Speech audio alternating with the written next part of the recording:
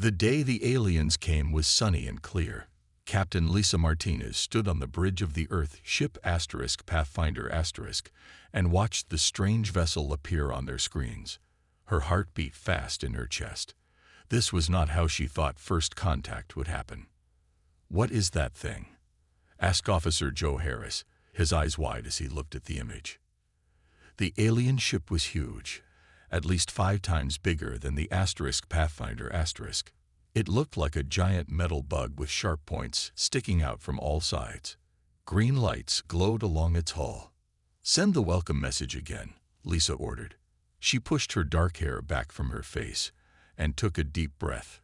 Her training had prepared her for many things, but not for the sick feeling in her stomach as the alien ship moved closer. Minutes passed. Then their radio crackled to life. "Humans of Earth, we are the Vraxian Empire. Your planet is now under our control. Prepare for our arrival." The voice was flat and cold, run through a translator that made it sound almost robotic. Lisa's blood turned to ice. "Sir, they're sending us coordinates for a meeting," said Officer Harris. Lisa nodded. "Tell them we accept." 3 hours later, Lisa stood in the main meeting room of the Pathfinder. With her was her second-in-command, Lieutenant Ryan Bailey, a tall man with kind eyes who had been her friend since their days at the academy. "Do you think they really want peace?" Ryan asked quietly. Before Lisa could answer, the doors slid open. 4 aliens walked in. Lisa tried not to gasp. The aliens looked like giant praying mantises, standing over 7 feet tall. Their bodies were covered in hard, shiny shells that ranged from deep green to black. Their heads had huge eyes that seemed to look everywhere at once, and sharp mandibles that clicked as they moved. They walked on 2 legs, but had 4 arms, each ending in clawed hands. The largest alien stepped forward. "I am Admiral Krasful of the Vraxian Empire. We have conquered 17 worlds before yours. Earth will be the 18th.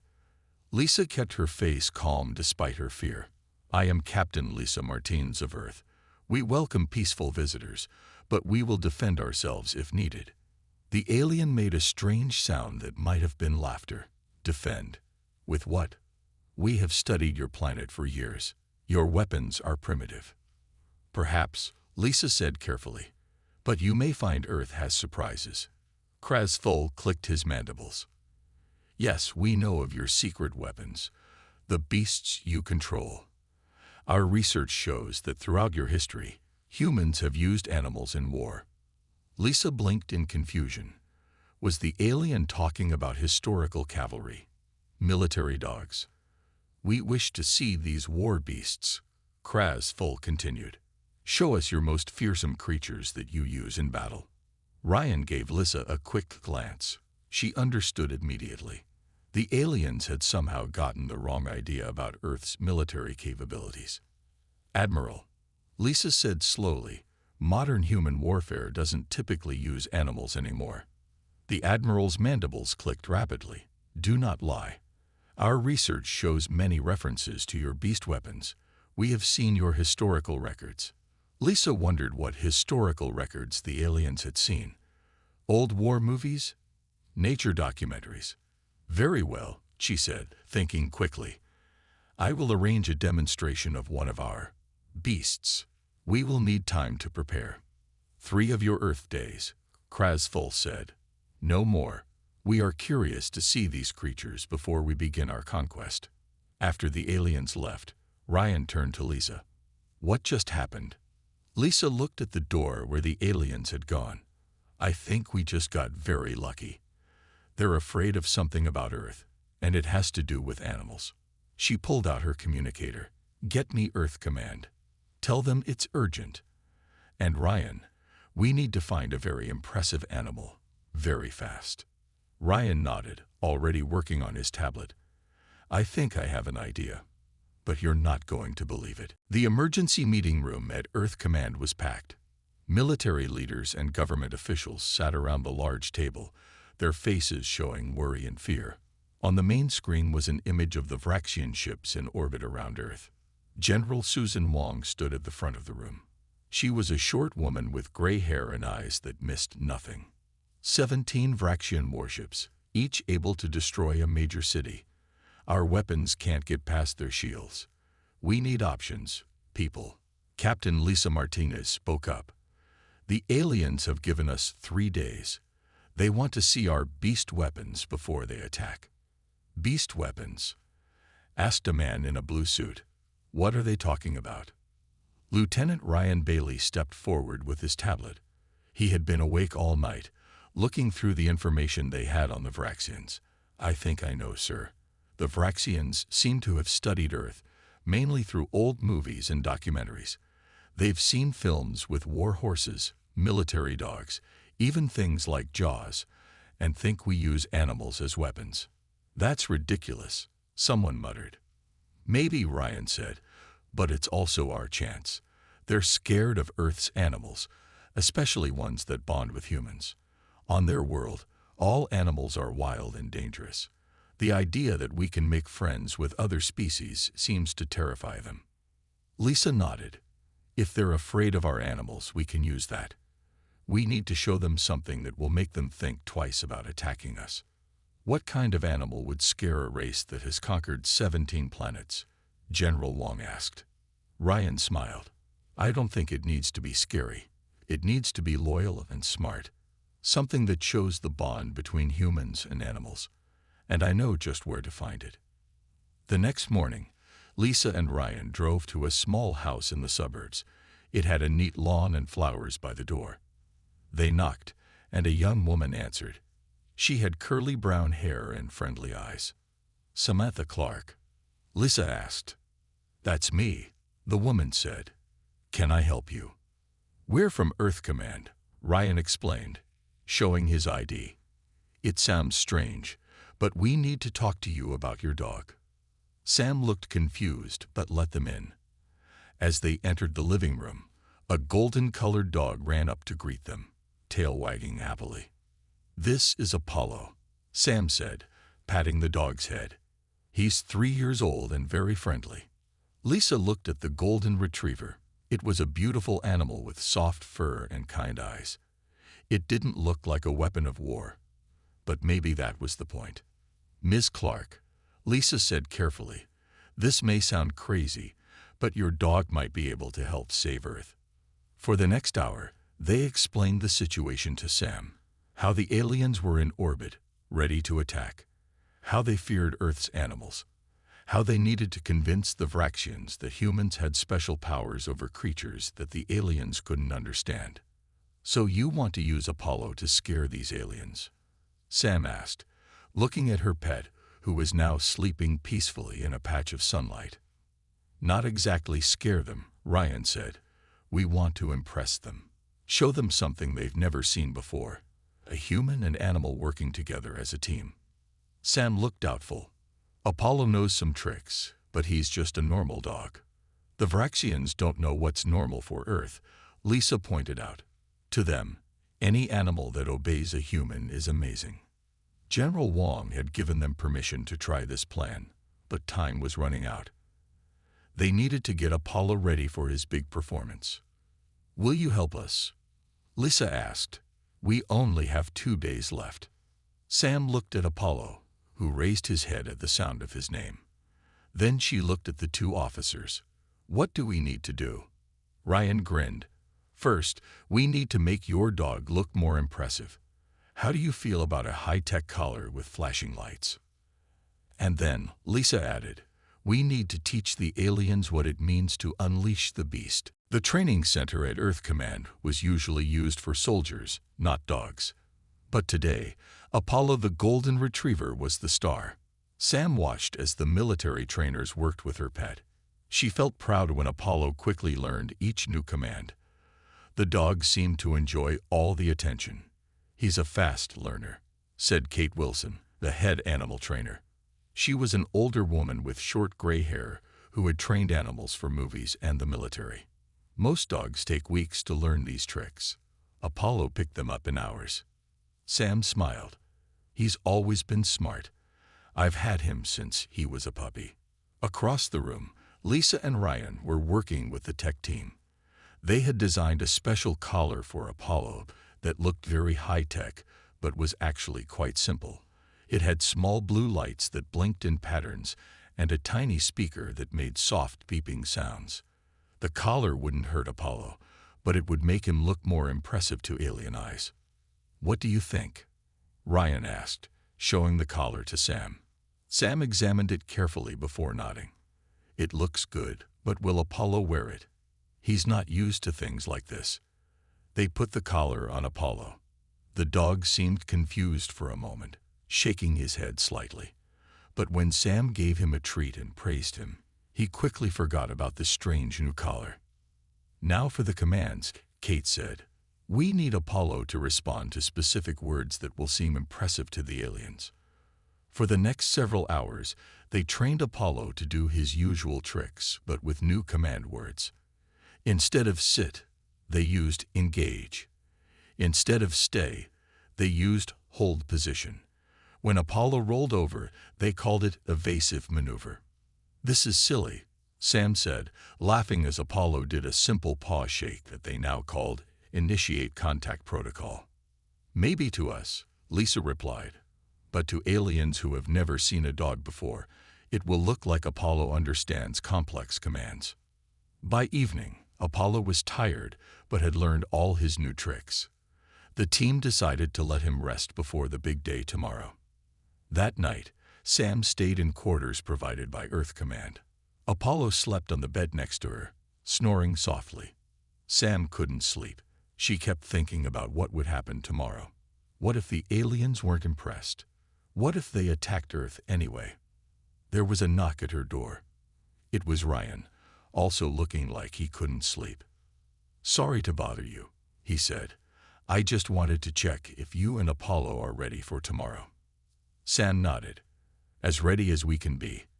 But I'm worried. What if this doesn't work?" Ryan sat down on a chair. "Then we try something else. But I think it will work.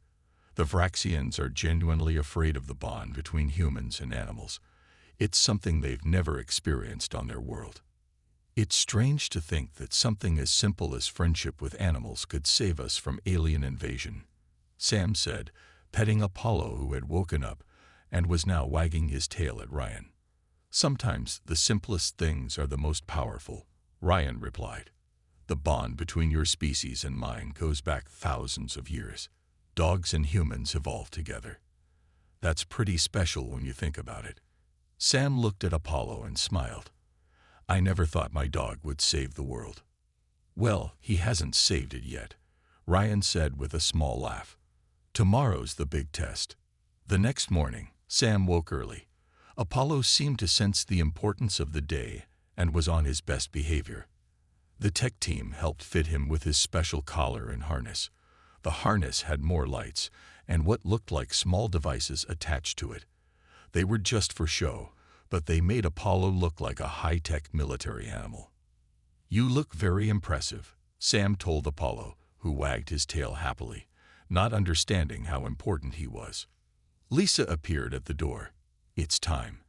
The shuttle to the Pathfinder leaves in 20 minutes. The Vraxians are already on board, waiting for our demonstration." Sam took a deep breath and picked up Apollo's leash. "Then let's not keep the aliens waiting. Ready to save the world, boy?" Apollo barked once, as if saying yes. The meeting room on the Pathfinder looked different today. The Earth team had worked all night to change it. They added special colored lights that cast blue and green shadows around the room. They set up small machines that made soft humming sounds and had blinking lights. None of these machines did anything important, but they looked very high-tech. "Perfect," Lisa said, looking around the room. "The Vraxians will think this is some kind of special containment area for dangerous animals." Ryan nodded. "I added some fake control panels too. They don't work, but they look impressive." Earth's scientists had learned a lot about the Vraxians in the past 2 days. The aliens saw colors differently than humans did. Blues and greens looked more intense to them, and they were very sensitive to sounds and movements. "Remember," Lisa told Sam as they waited for the aliens, "act confident. Make it seem like controlling Apollo is something special that only trained humans can do. Sam nodded. She wore a simple black uniform that the Earth team had given her. It had a few patches and badges that made her look official. Apollo sat beside her, wearing his special collar and harness. The blue lights blinked steadily, making the golden retriever look like he was wearing advanced technology. "Here they come," Ryan whispered. The doors slid open. Admiral Krasful entered with 4 Vraxian guards.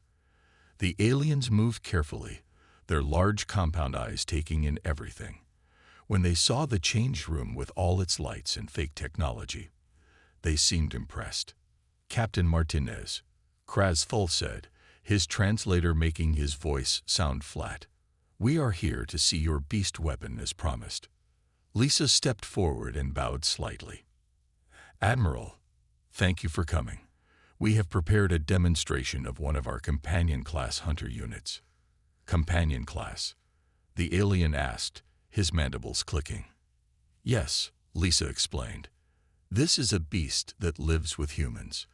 It is neurologically bonded to its handler and obeys complex commands." The aliens looked at each other. Krasful's body language suggested he was nervous, though it was hard for humans to read alien expressions. "Show us this beast," he commanded. Lisa nodded to Ryan, who spoke into his communicator. "Bring in the beast." The side door opened, and Sam walked in with Apollo. The golden retriever walked calmly beside her, his collar and harness lights blinking in patterns. To human eyes, Apollo just looked like a friendly dog wearing fancy accessories. But the Vraxians reacted as if they were seeing something dangerous. The alien guards moved back quickly, raising their weapons. Even Admiral Krasful took a step backward, though he tried to hide his fear. "This is one of your war beasts?" he asked, his voice higher than before. "This is Apollo," Lisa said calmly. "A companion-class hunter unit. He is bonded to his handler, Specialist Clark." Sam stood tall, trying to look professional despite her nervousness. Apollo sat beside her, looking around the room with interest but staying close to her side. "The beast seems calm," Krasful observed. "Apollo is fully under Specialist Clark's control," Ryan explained. "He responds to over 50 different vocal commands and can sense human emotions." This wasn't exactly true. Apollo knew about 15 tricks, and while dogs were good at sensing human feelings, it wasn't anything special. But the Vraxians didn't know that. "Can it attack?" one of the guards asked. Lisa smiled. "Apollo has many capabilities. Would you like to see a demonstration?" The aliens looked at each other again. Admiral Krasful seemed both afraid and curious. Finally, he nodded.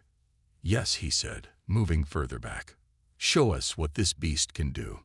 The alien commander raised his upper arms in what seemed like a commanding gesture. "Unleash the beast," he ordered, clearly expecting something dramatic. Sam looked at the tall insect-like alien, then down at Apollo, who was now sitting patiently with his tongue hanging out in a friendly dog smile. "You mean this cute pup?" she asked, trying hard not to laugh.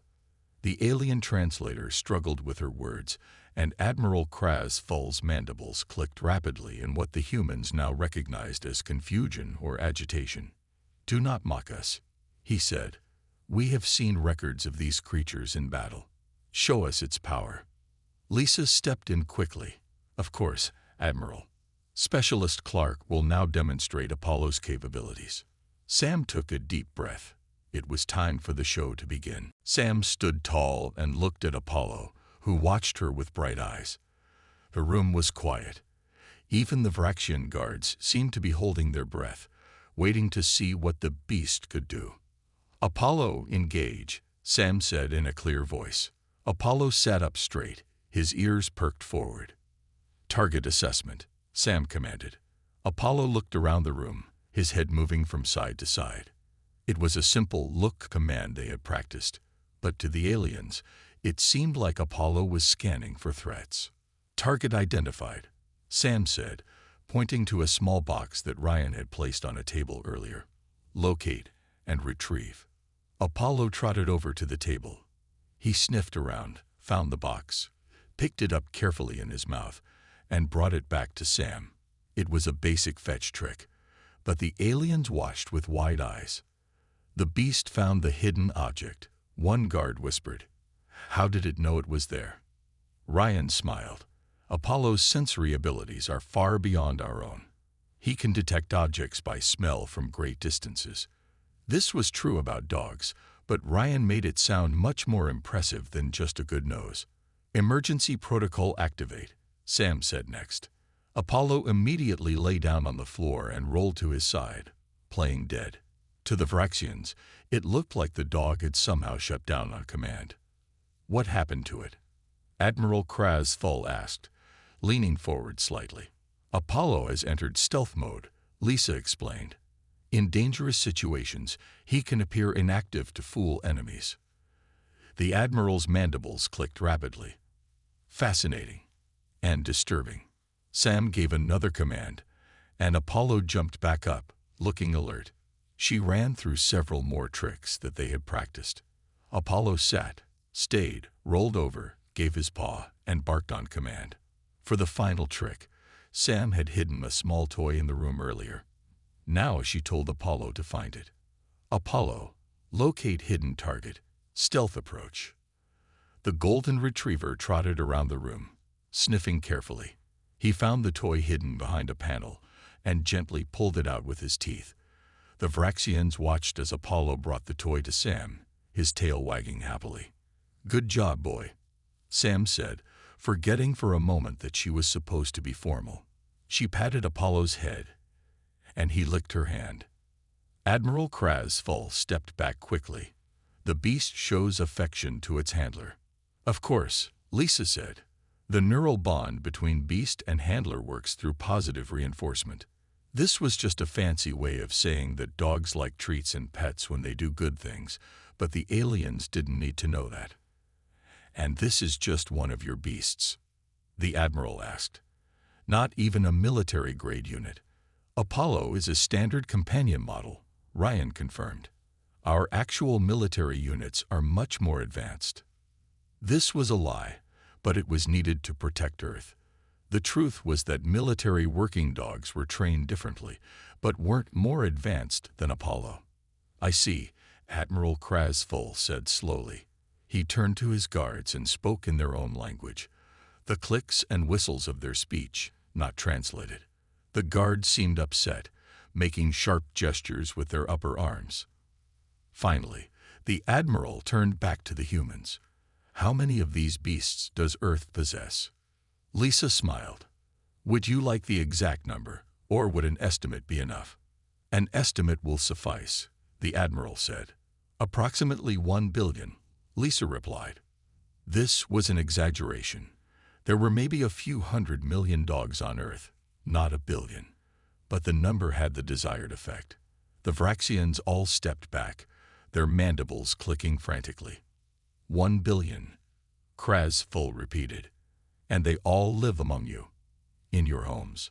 "Many do," Sam said, petting Apollo, who was now sitting calmly beside her. "They're part of our families." The concept seemed to shock the aliens deeply. Admiral Kraz spoke quietly to his guards again, then turned to Lisa. "Captain Martinez, I believe we need to reconsider our approach to Earth. I request a formal diplomatic meeting with your leaders." Lisa tried not to show her relief. "Of course, Admiral. We would be happy to arrange that." As the aliens left the room, Ryan moved closer to Sam and Apollo. "You two were amazing," he whispered. "I think you just helped save Earth." Sam looked down at Apollo, who was now lying on his back, hoping for a belly rub. She laughed softly. "Not bad for a cute pawpaw." 3 days after Apollo's demonstration, the Vraxian fleet was still in orbit around Earth. But instead of preparing for war, they were now engaged in peace talks. The main conference room of the Pathfinder had been turned into a meeting place for diplomats.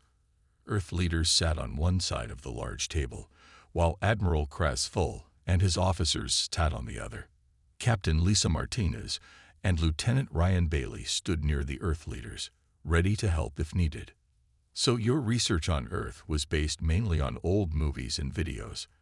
asked General Wong, trying to understand why the Vraxians had misunderstood so much about humans. Admiral Krasful's mandibles clicked softly. "Yes. We found signals from your planet that contained images of humans using animals in war, horses carrying soldiers into battle, dogs attacking enemies, birds carrying messages. We assumed these were your main weapons." The Earth leaders looked at each other, trying not to smile. The aliens had seen historical documentaries and war movies and thought they were watching current events. "Admiral," General Wong said carefully, "those were mostly from our past, or sometimes just stories made for entertainment. We don't typically use animals in modern warfare anymore." "Yet you live with these creatures," Krasful said, sounding confused. "They are in your homes, your cities. You feed them, care for them. Why?" It was hard to explain the concept of pets to a species that had never had them. On the Vraxian homeworld, all other animals were either dangerous predators or prey to be eaten. The idea of keeping animals for companionship was completely foreign to them. "Perhaps a demonstration would help," Lisa suggested. She nodded to Ryan, who opened the side door. Sam walked in with Apollo, who was just wearing his normal collar today. No fancy lights or equipment. Also with them was a young soldier named Jim Green, who brought in a small cage with a fluffy white rabbit inside. The Vraxians tensed at the sight of the animals. Their guards moved their hands to their weapons. "It's okay," Sam assured them. "They're just pets. They won't hurt anyone." She let Apollo off his leash. The golden retriever wandered around the room, sniffing curiously at the aliens but keeping his distance. Jim opened the rabbit cage and picked up the small animal, petting it gently. "These creatures live peacefully with you," Admiral Krasful observed. "They do not try to eat each other." "Dogs and rabbits can be trained to live together," Sam explained. "Not all animals can, but many can learn." The Admiral watched as Jim brought the rabbit over to Apollo. The dog sniffed the rabbit curiously, but made no attempt to chase or harm it. In fact, Apollo seemed more interested in getting pets from the humans than in the rabbit. "On our world, all creatures fight for survival," Krasful said. "The idea of different species living together in peace, it is new to us. Strange, but interesting." The meeting continued for several hours. The Vraxians asked many questions about Earth's animals. How many different species did humans keep as pets? How did they train them? Could the animals understand human language? Sam found herself becoming the main expert, explaining how dogs had evolved alongside humans for thousands of years, how they understood commands, facial expressions, and tone of voice, how they formed deep bonds with their human families. "So they are not weapons," Krasful said finally. "But still, the bond you described is a kind of power, one we do not have on our world." General Wong nodded. "Every world has its own strengths and weaknesses, Admiral. Perhaps that's why exploration and diplomacy are better than conquest. We can learn from each other." By the end of the day, the two sides had made progress. The Vraxians agreed to withdraw their war fleet and instead establish a small diplomatic outpost near Earth. In return, Earth would share information about animal domestication and training, something the Vraxians found fascinating. "I never thought my dog training skills would be useful in stopping an alien invasion," Sam whispered to Ryan as they watched the diplomats sign the first draft of a peace treaty. Ryan smiled. Sometimes the smallest things make the biggest difference. Across the room, Apollo had fallen asleep under the conference table, snoring softly, completely unaware that he had just helped change the course of interstellar relations forever. 2 weeks after their first meeting, the Vraxian fleet prepared to leave Earth's orbit. Most of the ships would return to their home system, but one smaller vessel would stay behind as the first Vraxian embassy to Earth. On the main deck of the Pathfinder humans and aliens gathered for a final ceremony. The Sol-Vrax non-aggression treaty had been signed the day before.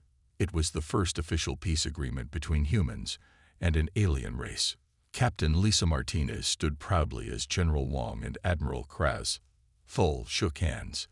It wasn't easy for the alien with his 4 arms and clawed hands, but he had learned the human custom and did his best. "This is a historic day," General Wong said. "The beginning of friendship between our worlds." Admiral Kraz Full nodded his large head. "Indeed, we came seeking conquest but found something more valuable: understanding." Sam stood at the back of the room with Apollo by her side. The golden retriever had become something of a celebrity. Everyone wanted to meet the dog who had helped save Earth. Apollo enjoyed all the attention and treats, though he didn't understand why he was suddenly so popular. After the main ceremony ended, Admiral Kraz Full approached Sam and Apollo. The alien moved slowly, still nervous around the dog. "Specialist Clark," he said formally, "before I leave, I would like to interact with your beast. Is this possible?" Sam smiled. "Of course, Admiral. Apollo is very friendly. Would you like to pet him?" The Admiral's mandibles clicked rapidly. "Is it safe?" "Completely safe," Sam assured him. "Just hold out your hand slowly and let him sniff it first." The room grew quiet as everyone watched the tall, insect-like alien carefully extend one of his lower arms toward the golden retriever. Apollo sniffed the offered limb curiously, his tail wagging slowly. "He's saying hello," Sam explained. To everyone's surprise, Apollo then licked the Admiral's hand. Kraz Full jerked back slightly but then relaxed when he realized it wasn't an attack. "What does this mean?" he asked. "It means he likes you," Ryan explained, smiling at the strange scene. Slowly, carefully, Admiral Kraz Full reached out again and placed his hand on Apollo's head. The dog stayed still, allowing the alien to gently pat him. "The fur is soft," the Admiral observed, sounding surprised. "And warm." Sam nodded. "Most mammals on Earth have fur. It keeps them warm." "We have nothing like this on our world," Kraz Full said. "No creatures that willingly allow touch without showing aggression." Fascinating. The image of the massive alien commander petting the friendly golden retriever was captured by several cameras. By evening, it had become the most shared picture across Earth's media networks. People called it the first contact pet, or the peace pup. Apollo became a symbol of the unexpected friendship between humans and Vraxians. Later that night, as the Vraxian fleet prepared for departure, Lisa received a private message from Admiral Kraz Full. "Your species' ability to form bonds with other creatures is unique among all we have encountered." The message read, "It is a power greater than our weapons. We withdraw not in fear, but in respect. And perhaps one day, I too will have a cute pup of my own." 3 months later, the first Vraxian Zoo and Pet Research Center opened on their homeworld. They began with small creatures similar to Earth's rabbits and hamsters, learning how to care for animals as companions rather than seeing them as threats or food. Sam was invited to visit as an expert consultant, bringing Apollo with her. The golden retriever became the first Earth dog to travel to another star system. He didn't seem to mind the journey, as long as Sam was with him, and there were plenty of treats. When people asked how Earth had avoided an alien invasion, the official story mentioned diplomacy, cultural exchange, and cooperation. But those who knew the truth would smile and say that humanity's greatest ambassador turned out to be a friendly golden retriever who liked belly rubs and playing fetch. Earth had been saved not by weapons or technology, but by something the aliens had never encountered before: friendship between different species. ****. The end ****.